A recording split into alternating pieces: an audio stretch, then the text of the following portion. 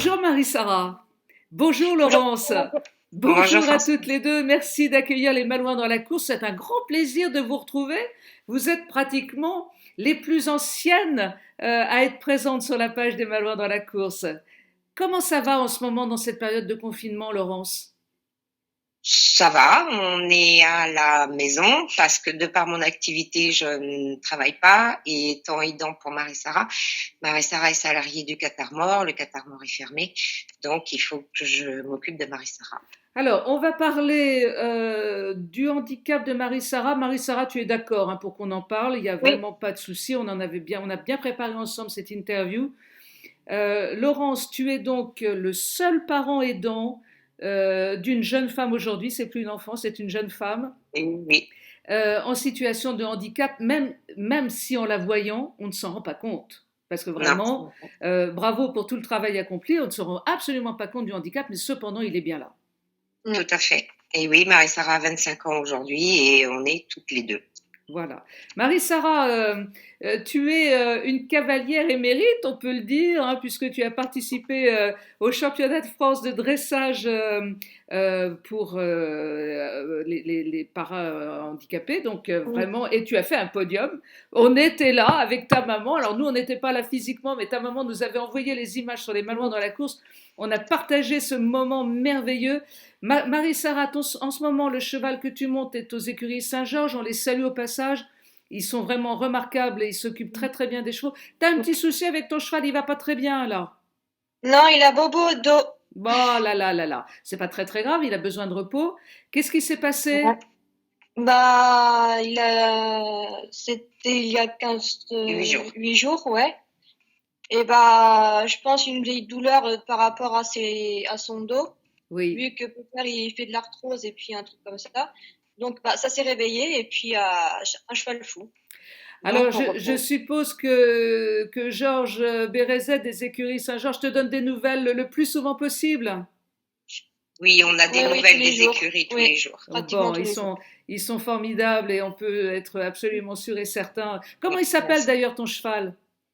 C'est égal. Eh ben, écoute, certainement Ségal est entre très très très bonnes mains et puis il va en profiter pour se reposer, ça va lui faire un peu de Ouais. Oui, vacances c'est les vacances. et tu vas le retrouver en pleine forme dès que ce sera possible. Laurence, la complication dans tout cela, c'est que Marie-Sara, de par son handicap, et as réussi à l'amener quand même avec le concours de soignants, Oui. d'aidants, à un excellent niveau, et voilà que tout d'un coup, tout s'arrête. Bah oui, parce que de par le confinement que je respecte tout à fait, il y a aucun problème.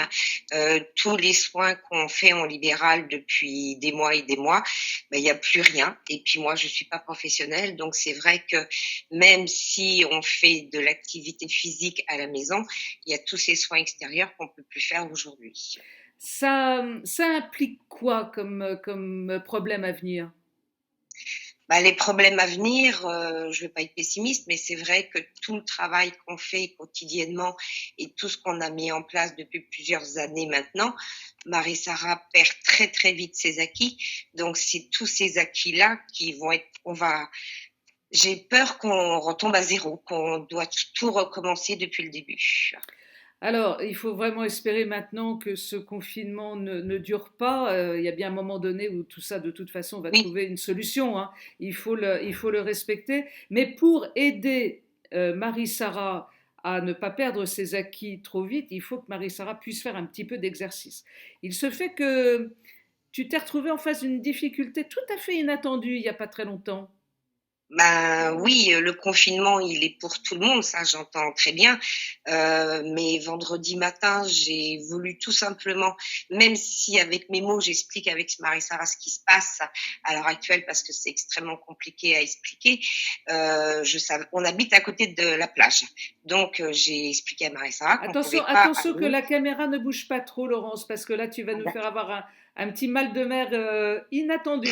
Voilà. Oui, Merci. je Oui. voulais expliquer à Marie-Sara qu'on ne pouvait pas aller marcher ni sur la plage ni sur la digue. Donc, étant donné qu'on habite à côté de la plage, je voulais montrer à Marie-Sara que tout était fermé et qu'il y avait un Ouais. arrêté, un Oui. papier Il fallait lui sur la expliquer. barrière Il fallait pour lui expliquer. expliquer. Mhm. Voilà, tout simplement parce que c'est difficile d'expliquer avec des mots simples, mais il fallait que Marie-Sara puisse effectivement s'apercevoir qu'on ne pouvait pas aller à la plage et que c'était pas moi ma volonté de pas vouloir l'emmener, mais qu'on pouvait pas. Donc on est monté, donc on habite à côté de la plage, donc on est monté jusqu'à la plage pour lui expliquer, lui montrer qu'il y avait une barrière et patati patata. Et puis, malheureusement, on s'est fait arrêter par une voiture de police nationale. Ils étaient 3 dans la voiture. Ils ne l'ont pas demandé, mais j'ai présenté l'attestation, notre pièce d'identité, et j'avais la carte d'invalidité de Marie-Sara. On s'est fait interpeller violemment par des mots violents. Ils n'ont pas accepté que je présente la carte d'invalidité. Je comprends qu'il y a énormément d'abus. On habite à côté de la plage. Même encore aujourd'hui, moi, je vois des familles entières se promener, or que le confinement, il est là. Ça, il n'y a aucun problème. On nous interdit de nous promener à plusieurs. Moi, des familles, j'en vois, puisqu'on est pas loin de la plage, j'en vois tous les jours, encore ce matin, parce que j'étais en train de faire mes carreaux. Et donc, c'est vrai que c'était déjà compliqué pour expliquer à Marie-Sara qu'on ne pouvait pas marcher et aller trop loin de la maison. Mais là, en plus, ça a été assez violent. Donc, la situation, elle était déjà assez compliquée. Ça a eu un impact psychologique pour Marie-Sara et j'ai pas pu effectivement justifier que Marie-Sara ne pouvait pas se déplacer toute seule. Donc aujourd'hui, c'est vrai qu'on n'est pas les seuls, hein, ça j'entends très bien. Moi, je m'inquiète effectivement aussi pour des collègues de Marie-Sara qui sont seuls dans leur appartement. Nous, on a la grande chance d'avoir une maison avec un jardin, donc on peut aller dans le jardin. Mais ces personnes-là, elles sont seules à leur domicile. Moi, je connais des gens qui sont en situation qui sont dans un fauteuil roulant. Ces personnes-là, si elles n'ont pas d'aidants pour les sortir, le confinement va avoir des suites dramatiques, psychologiques, physiques. L'après va être excessivement difficile. Pour tous les aidants, c'est extrêmement compliqué. Je communique par Internet ou par message avec d'autres personnes qui sont aussi des aidants. On se pose effectivement la question. On n'a pas le droit de sortir à 2. Alors, comment on fait pour une personne qui est à mobilité réduite pour pouvoir continuer à faire de l'exercice ? Laurence, merci d'avoir eu le courage d'évoquer cette difficulté d'aidant par rapport alors à des enfants, à vos enfants en situation de handicap, mais il y a aussi les personnes adultes elles-mêmes en situation de handicap et très isolées.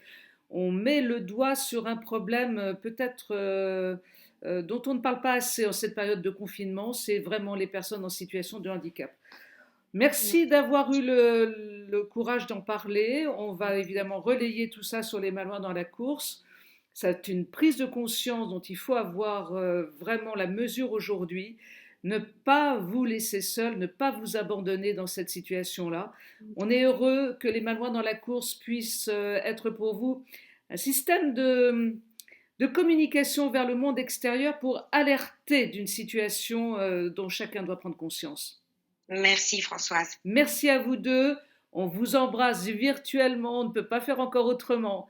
Mais du fond du cœur, prenez bien soin de vous. Merci encore Françoise. Et merci aux Malouins. Merci. À très bientôt dans des situations plus agréables. Merci Françoise. Merci, au revoir.